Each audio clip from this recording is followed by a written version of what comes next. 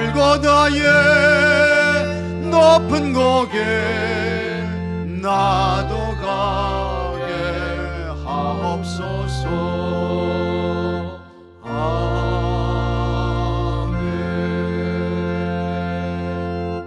어느 마을에 잘 지은 아름다운 교회가 있었습니다.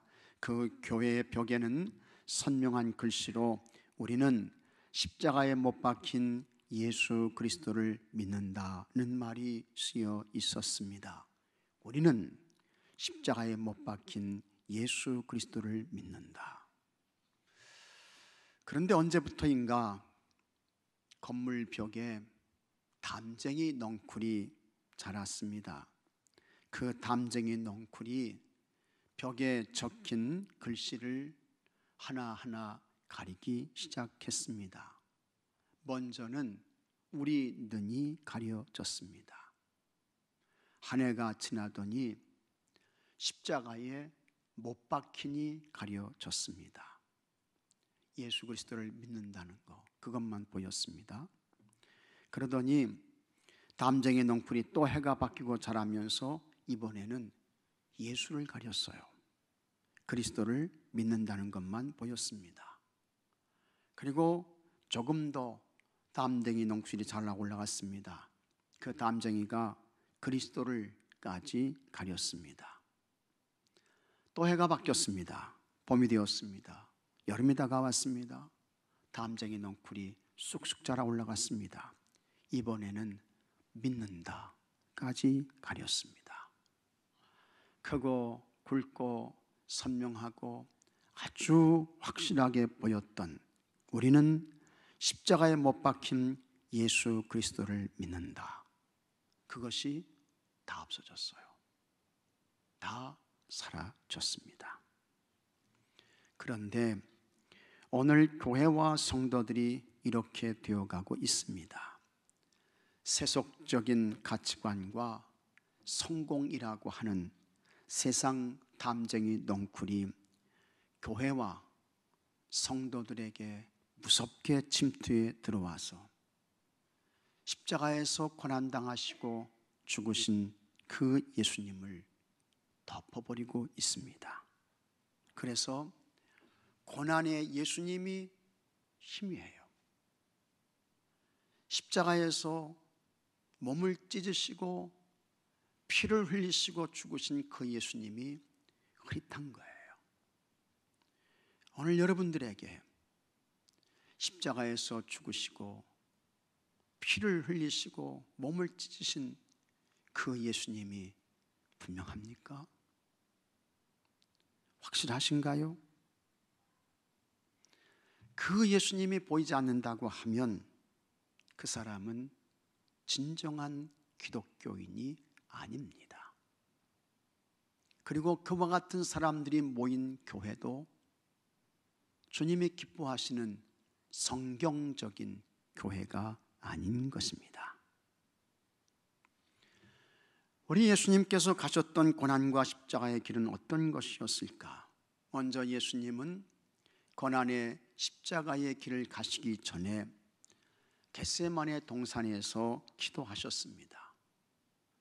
예수님께서 습관을 따라 감람산에 가셔서 무릎을 꿇고 기도하십니다.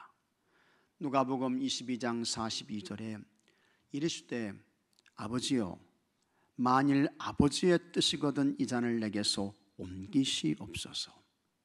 그러나 내 원대로 마시옵고 아버지의 원대로 되기를 원하나이다. 간절히 기도하세요. 그때 기도하시던 그와 같은 예수님의 모습을 보시는 거예요. 하나님께서 보세요. 그리고 천사를 보내셔서 그 예수님을 도와주십니다. 예수님이 도와주세요. 그때 예수님께서 얼마나 간절하게 기도하셨던지 예수님이 땀을 흘리셨습니다. 그런데 그 땀이 곧 예수님의 핏방울이었습니다. 누가복음 22장 44절에 예수께서 힘쓰고 애써 더욱 간절히 기도하시니 땀이 땅에 떨어지는 핏방울같이 되더라. 예수님이 기도하며 땀을 쏟으셨는데 그것은 예수님의 핏방울이었습니다. 땀에 피가 섞여 나오는 것을 의학적 용어로는 혈한증이라고 합니다. 엄청난 스트레스와 고통을 겪게 되면 땀샘에 있는 모세혈관이 파괴가 되고, 그래서 사람이 땀을 흘릴 때에 그 땀에 피가 섞여서 나옵니다. 예수님께는 십자가 죽음을 앞에 놓고 아주 큰 영적, 정신적, 육체적 부담감이 있었습니다. 예수님은 틀림없이 하나님이셨습니다. 예수님은 메시아 구세주였습니다. 하지만 그분은 동시에 우리와 똑같은 육체를 가지신 인간이셨습니다. 그래서 마가복음 14장 34절에 예수님께서 이렇게 말씀하셨습니다. 내 마음이 심히 고민하여 죽게 되었으니. 여기서 우리는 인간으로서의 예수님의 고통과 아픔을 볼 수 있습니다. 우리 예수님께서 가룟 유다에게 배신을 당하셨습니다. 은 30의 유다가 예수님을 팔았어요. 여기 은 30은 그 당시에 노예시장에서 사람을 사고 팔 때에 거래되는 그와 같은 금액이었습니다. 예수님 체포당하셨습니다. 로마의 반란을 일으키는 선동자로 모함을 받으셨습니다. 빌라도에게 신문을 받고 십자가 처형이 확정되었습니다. 예수님께서 십자가에 달리시기 전에 채찍에 맞으셨습니다. 요한복음 19장 1절에 이에 빌라도가 예수를 데려다가 채찍질 하더라 했습니다. 예수님을 때렸던 채찍은 여러분 아주 무서운 채찍이었습니다. 모두 39개 가닥이 달린 채찍이었는데 그 채찍마다 쇠 구슬이 붙어 있어요. 그리고 날카로운 뼈 조각이 그 채찍마다 붙어 있었습니다. 쇠구슬은 사람의 살을 멍들게 했습니다. 찢어진 근육 조직을 더 크게 벌리는 역할을 했습니다. 뼈 조각은 살을 터뜨리고 찢는 기능을 했습니다. 그런 채찍으로 예수님께서 어깨를 맞으셨습니다. 등을 맞았습니다. 엉덩이를 맞았습니다. 정강이를 맞았습니다. 예수님의 몸이 찢어졌습니다. 살이 파였습니다. 쇠구슬과 뼈 조각이 예수님의 몸을 때리면서 예수님의 몸은 그야말로 피투성이가 되었습니다. 3세기의 역사가 유세비우스는 채찍에 대하여 다음과 같이 말했습니다. 태형을 당하는 사람은 정맥이 밖으로 드러났고 근육, 근골, 창자의 일부가 노출되었다. 무서운 채찍이었습니다. 한 번 맞게 되면 뼈가 다 보여요. 채찍에 몇 대 맞게 되면 내장이 밖으로 쏟아져 나옵니다. 로마 군인들이 예수님께 자색 옷을 입혔습니다. 희롱이었습니다. 멸시였습니다. 머리에는 가시관을 씌웠습니다. 뾰족한 가시가 예수님의 머리를 찔렀습니다. 머리에서부터 발끝까지 엄청난 고통과 전율이 전해졌습니다. 머리에서 피가 흘러요. 예수님의 피와 눈물과 땀이 예수님의 얼굴을 타고 흘러내렸습니다. 땅을 적셨습니다. 예수님께서 십자가를 지시고 골고다 언덕을 오르셨습니다. 빌라도의 관정에서 골고다 정상까지는 약 800m입니다. 이 길을 우리는 십자가의 길, 비아 돌로로사라고 합니다. 그때의 사람들이 예수님을 조롱해요. 예수님께 침을 뱉었습니다. 갈대로 예수님의 머리를 때렸습니다. 마태복음 27장 30절에 그에게 침 뱉고 갈대를 빼앗아 그의 머리를 치더라. 또 예수님께서 사람들에게 손으로 맞았습니다.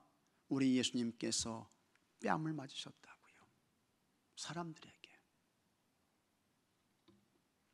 요한복음 19장 3절에 앞에 가서 이르되 유대인의 왕이여 평안할지어다 하며 손으로 때리더라. 예수님 많이 힘드셨습니다. 예수님은 이미 지칠 대로 지치셨습니다. 예수님 어깨에는 70kg 이상 되는 십자가가 지워져 있습니다. 골고다의 언덕을 오르시다가 예수님께서 쓰러지셨습니다. 로마 군인들이 구레네 사람 시몬을 불렀습니다. 그에게 십자가를 지게 했습니다. 마태복음 27장 32절에 나가다가 시몬이란 구레네 사람을 만나며 그에게 예수의 십자가를 억지로 지워가게 하였더라. 드디어 예수님께서 골고다 언덕에 오르셨습니다. 로마 군인들이 예수님을 십자가에 못 박았습니다. 양손에 큰 못이 박혔습니다. 양발에도 큰 못이 박혔습니다. 예수님을 못 박았던 못의 길이는 18cm, 녹슨 대못이었습니다. 마가복음 15장 25절에 때가 제3시가 되어 십자가에 못 박으니라. 3시는 오전 9시입니다. 예수님께서 못 박히신 손은 손바닥이 아니고 실질적으로는 손목이었습니다. 그 당시에 손은 손목과 구별되지 않고 사용되었습니다. 이 손목에는 손목 동맥이 있어요. 그리고 이 손목에 중추신경이 지나고 있습니다. 그 고통과 아픔은 설명할 수 없습니다. 예수님께서 그렇게 6시간 동안 십자가 위에 계셨습니다. 머리에는 가시관을 쓰셨습니다. 채찍에 맞아서 예수님의 살은 예수님의 살은 리본처럼 바람이 불면 막 예수님의 살점이 흔들리는 거예요. 내장의 일부가 밖으로 노출되었을 수도 있습니다. 날벌레들이 예수님의 피냄새를 맡고 달려들기 시작합니다. 파리 모기가 예수님을 무섭게 공격했습니다. 날은 점점 뜨거워집니다. 많은 양의 피가 예수님의 몸을 빠져나와서 우리 예수님께서 아주 심한 갈증을 느끼셨습니다. 하지만 예수님을 도와줄 수 있는 것은 아무것도 없습니다. 뿐만 아니라 예수님은 십자가에 달리실 때에 완전히 여러 번 발가벗겨졌습니다. 사람들이 그런 예수님을 향해서 머리를 흔들며 모욕했습니다. 희롱을 퍼부었습니다. 마태복음 27장 42절에 그가 남은 구원하였을 때 자기는 구원할 수 없도다. 그가 이스라엘의 왕이로다. 지금 십자가에서 내려올지어다. 그리하면 우리가 믿겠노라. 여러분, 이렇게 말하는 사람들이 누구였습니까? 며칠 전까지만 해도 바로 오늘 이 주일입니다. 오늘 종료주일, 이 시간에 예수님께서 예루살렘에 나귀를 타고 입성하실 때에 그 예수님을 향해 호산나 다윗의 자손이여 찬송하리로다 주의 이름으로 오시는 이여 하며 예수님을 환영했던 그들입니다. 정려나무 가지를 흔들어 예수님을 열광적으로 맞았습니다. 그들의 겉옷을 벗어서 길에 폈어요. 어떤 사람들은 나뭇가지를 꺾어 길에 깔았습니다. 그러나 이제는 그들이 변했습니다. 달라졌어요. 마음이 바뀌고 얼굴이 변했습니다. 호산나를 외치며 환영하며 찬양했던 예수님을 향해 거친 모욕을 퍼붓고 있습니다. 예수님을 조롱하며 멸시합니다. 예수님을 갈대와 손과 주먹으로 때립니다.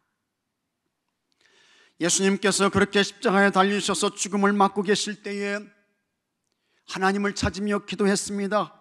하나님을 불렀습니다. 겟세마네 동산에서 기도할 때는 예수님께서 간절한 기도를 드리실 때 천사를 보내셔서 예수님 도와주셨는데, 십자가 위에서는 하나님을 찾고 간구하는데 하나님이 응답하시지 않습니다. 하나님은 침묵하시는 거예요. 그리고 마침내 온 땅에 어둠이 맺습니다. 오후 3시가 되었습니다. 예수님께서 운명하실 시간이 다가오고 있었습니다.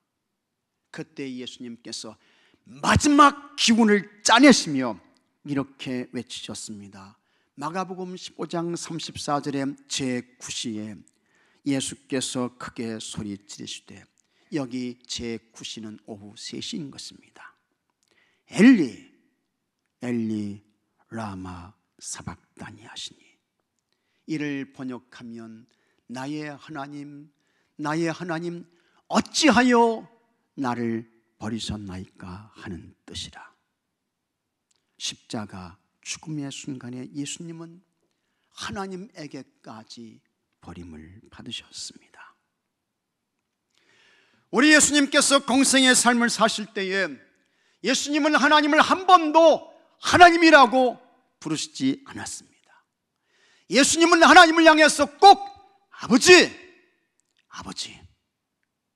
아버지로 불렀습니다. 아버지, 언제나 부르고 싶은 분입니다. 항상 부르고 싶은 분이 아버지세요. 그리고 예수님이 아버지 하나님께 기도하면 하나님은 언제나 응답하셨습니다. 한 번도 하나님은 거절한 적이 없으셨습니다. 그래서 예수님께서 이와 같은 말씀을 하셨습니다. 요한복음 16장 23절에 내가 진실로 진실로 너희에게 이르노니 너희가 무엇이든지 아버지께 구하는 것을 내 이름으로 주시리라. 예수님께서 진실로를 2번 말씀하셨습니다. 너무 확실하다는 거예요. 분명하고 틀림없다는 것입니다. 그렇게 아버지 하나님께 무엇이든지 구하면 아버지 하나님께서 다 주신다고 했습니다. 그러나 예수님의 십자가 위에서 하나님께 기도할 때만큼은 하나님께서 침묵하셨습니다. 하나님이 응답하시지 않으셨습니다. 하나님은 십자가에 예수님에게서 얼굴을 돌리셨습니다. 그렇게 십자가에 달리신 예수님은 하나님에게까지 버림을 받으셨습니다. 예수님은 그 고통과 수치와 조롱의 멸시의 그 십자가 위에서 그분은 혼자이셨습니다. 예수님께서 십자가 위에서 인류의 모든 허물과 죄를 감당하기 위해 싸우셨습니다. 고통을 참아내셨습니다. 수치와 조롱을 견디셨습니다. 하나님께 버림받은 아픔도 이겨내셨습니다. 여기서 내가 이 십자가에서 내려오면 온 인류의 죄의 문제는 영원히 해결되지 않는다. 내가 고통을 견뎌야 돼. 내가 수치와 조롱과 멸시를 참아내야 돼. 이 부끄러움을 내가 다 받아내야 돼. 예수님 끝까지 십자가에서 내려오지 않으셨습니다. 그리고 하나님께서 정하신 때가 되니 예수님께서 운명하십니다. 요한복음 19장 30절에 예수께서 신 포도주를 받으신 후에 이르시되 다 이루었다 하시고 머리를 숙이니 영원히 떠나가시니라. 마침내 우리 예수님께서 운명하셨습니다. 오후 3시에 예수님 돌아가신 거예요. 예수님께서 십자가에서 죽으실 때에 놀라운 사건들이, 엄청난 일들이 일어났습니다. 성소의 휘장이 위에서부터 찢어져서 둘이 되었습니다. 땅이 진동했습니다. 큰 지진이 났어요. 그리고 바위가 터졌습니다. 무덤들이 열렸습니다. 죽었던 많은 사람들이 일어났습니다. 그 예수님의 십자가 현장에서 예수님의 십자가 처형을 집행했던 로마 백부장이 그와 같은 일들과 모습을 보며 이렇게 말했습니다. 마태복음 27장 54절에 이는 진실로 하나님의 아들이었도다. 맞아요. 사실입니다. 틀림없습니다. 예수님은 정말 하나님의 아들이셨습니다. 그러면 왜 하나님의 아들이신 그 예수님께서 왜 이토록 처참한 고난을 당하시고 정말 처절한 십자가의 죽음을 당하신 것일까? 무슨 이유 때문에요? 도대체 왜 그렇습니까? 이 십자가가, 예수님의 십자가와 그 죽음이 나와 무슨 상관이 있을까? 아주 깊은 중요한 관계가 있습니다. 첫째로 우리를 허물과 죄에서 구원해 주시기 위해서였습니다. 믿으시면 아멘 하시기 바랍니다. 여기 우리는 누굽니까? 나예요. 여러분입니다. 이사야 53장 5절에 그가 찔림은 우리의 허물 때문이요 그가 상함은 같이 하겠습니다. 우리의 죄악 때문이라. 그 우리가 누굽니까? 나예요. 여러분입니다. 사람에게 가장 무서운 게 있습니다. 제일 두려운 게 있어요. 그것이 여러분 죄인 것입니다. 죄가 정말 무서워요. 죄의 삭은 사망이라고 했습니다. 이 사망은 우리 육체의 죽음을 의미하지 않습니다. 이 사망은 영적인 죽음인 것입니다. 이 사망은 영원한 불못의 지옥으로 떨어지는 것입니다. 이곳에 한번 들어가면 못 나옵니다. 나올 수 없어요. 이곳은 어떤 자비와 긍휼도 허락되지 않습니다. 아무리 간구해도 지옥에서의 기도는 응답이 없습니다. 희망이 없는 곳이에요. 그 불못에서 소금 치듯함을 받습니다. 그런데 그와 같은 불못의 고통은 영원토록 계속됩니다. 시작은 있는데 끝은 없습니다. 입구는 있는데 출구는 없어요. 예수님께서 이와 같은 불못의 사망에서 우리를 건져주신 것입니다. 십자가의 죽음을 통해서 우리의 허물과 죄를 사해 주시고 구원받은 하나님의 사람으로, 영원한 천국의 사람으로 우리를 세워주신 것입니다. 그래서 사도 바울이 예수님을 그리스도 주님으로 믿고 고백함으로 죄사함 받은 사람들이야말로 가장 큰 복을 받은 사람들이며 최고로 행복한 자들이라고 했습니다. 로마서 4장 7절에 불법이 사함을 받고 죄가 가려짐을 받은 사람들은 같이 하겠습니다. 복이 있고, 다시 한번요, 복이 있고, 복이 있다는 거예요. 주께서 그 죄를 인정하지 아니하실 사람은 복이 있도다 함과 같으니라. 아멘. 부자가 행복한 것이 아닙니다. 높은 세상의 권력과 권세를 가진 사람이 복받은 것이 아니라고요. 예수님을 그리스도 주님으로 믿습니다. 그래서 죄사함 받았습니다. 하나님께서 그 사람을 의로운 자로 인정해 주셨습니다. 바로 그 사람이 가장 복받은 사람이며 행복한 자라고 하는 것입니다. 여러분은 십자가의 예수님을 그리스도 주님으로 믿음으로 죄사함 받고 구원받았습니다. 그러니 여러분이야말로 가장 큰 최고의 복받은 사람인 것을 믿으시고 감사하시길 바랍니다. 감사하세요. 그리고 그와 같은 구속의 은혜를 베풀어 주신 우리 예수님께 찬송과 존귀와 영광을 마음껏 올려 드리시기 바랍니다. 둘째로 우리에게 평안을 주시기 위해서였습니다. 5절에 그가 찔림은 우리의 허물 때문이요 그가 상함은 우리의 죄악 때문이라 그가 징계를 받음으로 같이 하겠습니다. 우리는 평화를 누리고, 아멘, 우리는 평화를 누리고 평화를 누리게 된 것입니다. 세상을 사는 우리에게 가장 필요한 것이 무엇입니까? 여러분에게 뭐가 필요하세요? 뭐가 있어야 할까요? 평강인 것입니다. 평강이 있어야죠.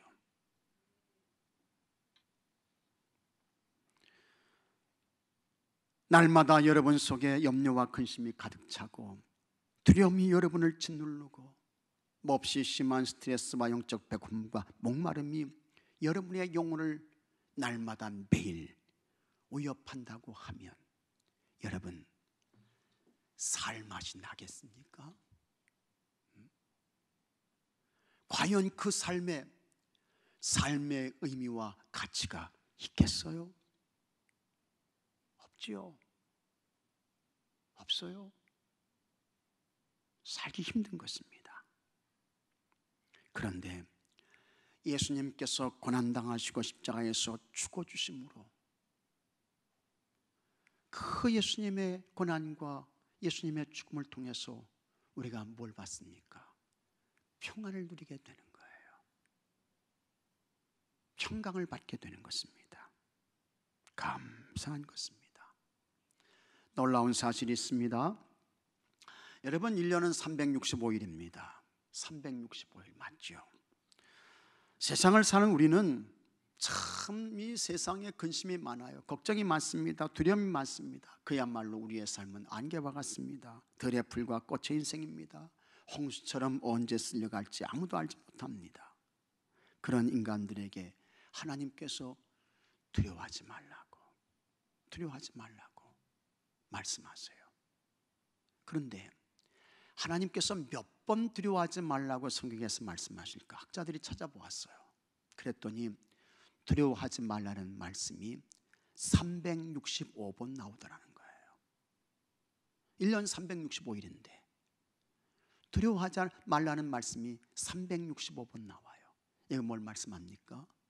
매일 그 삶의 염려와 두려움과 걱정 다 없어지고 다 사라지고 주님께서 주시는 평강을 누리며 매일 날마다 그렇게 살라고 하는 것입니다.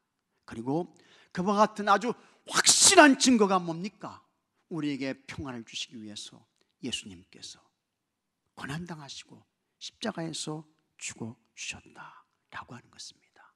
그래서 그 십자가의 주님과 그 십자가의 죽음, 그 예수님 깊이 생각하고 그 예수님을 의지하고 나가게 되면 그 예수님께서 여러분들에게 평안을 주셔서 모든 두려움과 염려와 근심과 걱정은 다 사라지고 날마다 평화 속에, 평강 속에 기쁨을 누리며 감사와 감동으로 살게 되는 줄로 믿으시기 바랍니다. 사도 요한이 말씀했습니다. 요한일서 5장 18절에 하나님께로부터 나신 자가 그를 지키심에 악한 자가 그를 만지지도 못하느니라. 하나님께로부터 나신 자가 누구입니까? 누구세요? 예수님인 것입니다. 그 예수님이 우리의 평안을 위해서 매를 맞아주셨어요. 십자가에서 죽어주셨어요. 그와 같은 믿음을 가지고 나가게 되면 그 믿음이 악한 자가 여러분들을 건드리지도 못하게 한다는 것입니다. 여러분 가까이 오지도 못한다는 거예요. 십자가의 예수님과 평화를 주시기 위해 고난당하신 그 예수님을 깊이 생각하며 예수님께서 주시는 그 평화를 날마다 누리며 감사와 감동과 기쁨으로 즐거움으로 행복으로 사시는 여러분들이 되시기를 바랍니다. 셋째로 우리에게 치유를 주시기 위해서였습니다. 그래서 예수님 고난당하신 거예요. 그래서 예수님 십자가에서 죽으신 것입니다. 그가 찔림은 우리의 허물 때문이요 그가 상함은 우리의 죄악 때문이라. 그가 징계를 받음으로 우리는 평안을 누리고 그가 채찍에 맞음으로 같이 하겠습니다. 우리는 나음을 받았도다. 믿습니까 여러분? 나음을 받았도다. 예수님의 매맞음으로 우리가 받게 된 것이 있습니다. 치유인 것입니다. 회복인 것입니다. 그래서 야고보가 말씀했습니다. 야고보서 5장 18절에 믿음의 기도는 병든 자를 구원하리니 주께서 그를 일으키시리라. 여기 믿음의 기도는 뭡니까? 예수님께서 채찍에 맞으시고 고난받으심으로 인하여 우리의 모든 질병의 문제를 예수님께서 다 가져가시고 해결해 주셨습니다. 그걸 믿는 거예요. 그걸 확신하는 거예요. 그리고 그 믿음과 확신을 가지고 기도하게 되면 주님께서 여러분의 기도를 들으시고 여러분을 회복시켜 주시고 일으켜 세워주시고 고쳐주시는 줄로 믿으시기 바랍니다. 프랑스 군인들이 전쟁에 나갑니다. 책 2권을 몸에 지니고 나갔대요. 하나는 당연히 성경책을 몸에 지니고 나갔습니다. 그리고 다른 하나는 파스칼의 방세를 몸에 지니고 전쟁터에 나갔다고 합니다. 이 프랑스어 방세는 생각, 사고 그런 뜻입니다. 그런데 이 파스칼이 유명한 철학자잖아요. 수학자이고 아주 똑똑한 사람이에요.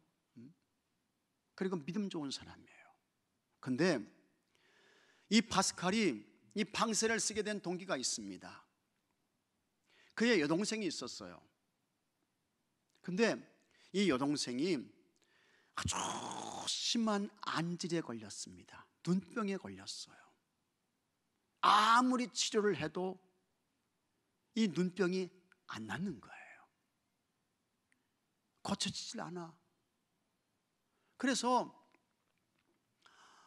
이 파스칼이 아주 그 고민과 그 생각이 많았는데 그때에 파스칼이 아주 하나님께 정말 진지하게 자기의 온 마음과 정성과 뜻을 다해서 예수님의 이름으로 기도한 거예요. 이 파스칼이.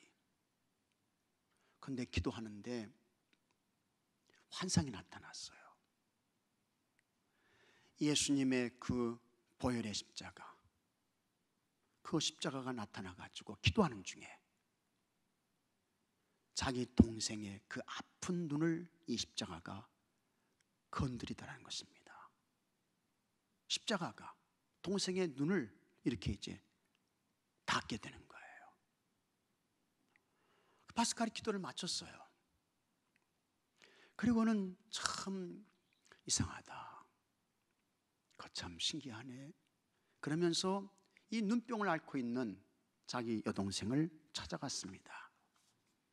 그 여동생에게 눈이 어떠냐고 이 파스칼이 물었어요. 그때에 이 파스칼의 여동생이 이렇게 대답했습니다. 오빠, 이상한 일이 생겼어요. 그렇게 아팠던 눈이 조금 전에 방금 나았어요. 동생이 그렇게 대답한 거예요. 그때에 파스칼이 이 동생의 말을 듣고 이렇게 말했습니다. 나는 철학자의 하나님을 믿지 않고 아브라함의 하나님, 이삭의 하나님, 야곱의 하나님, 살아계신 하나님을 믿노라. 아멘. 아멘이죠. 철학자의 하나님은 뭡니까? 지식의 하나님이에요. 머리의 하나님이에요. 관념 속의 하나님인 것입니다. 그런데 파스칼은 지금까지 그와 같은 하나님을 믿었던 거예요. 그런데 동생이 아주 심한 눈병을 앓고 있을 때 그 고통당하고 고생하는 그 모습을 보면서 예수님께서 좀 고쳐주시기를 간절히 소원하고 간구하는 마음으로 기도했더니 정말 고쳐주신 거예요. 치료해 주셨어요. 그래서 나는 이제는 철학자의 하나님 믿지 않는다. 살아계신 아브라함의 하나님, 이삭의 하나님, 야곱의 하나님, 치료하시는 그 하나님, 나는 그 하나님을 믿노라. 그렇게 고백했던 것입니다. 인간은 약한 존재입니다. 누구나 마음의 병이 있어요. 육체의 병이 있어요. 그때 예수님의 이름으로 기도하면 하나님께서 들으시고 치유와 회복을 주시는 것입니다. 예수님께서 말씀하셨습니다. 요한복음 14장 12절에 내가 진실로 진실로 너희에게 이르노니 나를 믿는 자는 내가 하는 일을 그도 할 것이요 또한 그보다 큰 일도 하리니 이는 내가 아버지께로 감이라. 아멘. 예수님의 치유와 회복을 확신하며 여러분 전심으로 기도해서 우리 예수님께서 고쳐주시고, 예수님께서 낫게 해주시고, 예수님께서 일으켜주시고, 예수님께서 강건케 하시고, 예수님께서 힘있게 하시는 은혜가 있게 되기를 바랍니다. 넷째로 옳은 길로 인도해 주시기 위해서였습니다. 6절 말씀 다 같이 읽어보겠습니다.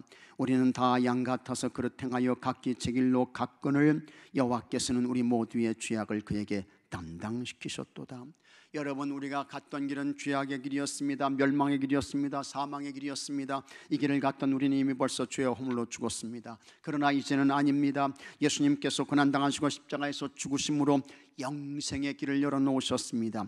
영원한 하나님나라 천국의 길을 여셨습니다. 그래서 예수님을 그리스도 주님으로 믿고 고백하며 그분을 따라가면 죄사함 받습니다. 하나님의 자녀가 되어 영원한 하나님나라 천국을 얻게 되는 것입니다. 예수님 외에 다른 구원의 길은 없습니다. 예수님 외에 다른 하나님 나라 천국을 얻는 길은 절대로 이 세상에 존재하지 않습니다. 예수님의 유일해요. 오직 한 길 예수님인 것입니다. 그러므로 인생의 방황은 예수님을 만나면 끝나게 되는 것입니다. 할렐루야. 예수님 만나면 끝나는 거예요. 예수님의 길이에요. 옳은 길이에요. 영생의 길이에요. 구원의 길이에요. 진리의 길인 것입니다. 그러므로 여러분, 예수님에게서 절대로 벗어나거나 이탈함이 없기를 바랍니다. 끝까지 예수님의 길을 잘 가서 구원의 완성의 자리에 영광 중에 서는 모든 분들이 되시기를 바랍니다. 다 같이 기도합시다. 주님 감사합니다. 오늘 예수님께서 아버지 하나님이시여 고난당하신 고난주일, 또 아버지 하나님 예루살렘 성의 구원의 완성을 이루기에 입성하신 종려주일, 하나님 아버지 예배드리게 하시고 주의 말씀을 받게 하시니 감사합니다. 예수님이 왜 고난당하시고 왜 십자가에 죽으셨을까? 우리의 죄악을 사해 주시기 위해서였습니다. 우리에게 평안을 주시기 위해서였습니다. 우리에게 치유를 주시기 위해서였습니다. 우리에게 구원의 바른 길로 인도해 주시기 위해서였습니다. 깨닫게 하여 주옵소서. 알게 하여 주옵소서. 감사하게 하여 주옵소서. 찬송과 영광을 주님께 올려드리게 하여 주시옵소서. 그리고 끝까지 예수님 바라보게 하시고 예수님 잘 쫓아가게 하시고 하나님 예수님 편에 서게 하셔서 우리도 다 아버지 주님 앞에 서는 그날 영광스러운 구원의 자리에 아버지 담대하게 서는 주의 성도들이 되게 하여 주시옵시고, 고난당하시고 십자가에 죽으신 예수님을 깊이 생각하며 이 세상의 모든 시험과 환난을 넉넉히 이기며 아버지 주님 영광 위에서 하나님 나라 위에 사는 주의 모든 성도들이 되게 하여 주시옵소서. 우리 주 예수 그리스도 이름으로 기도하옵나이다. 아멘. 이 시간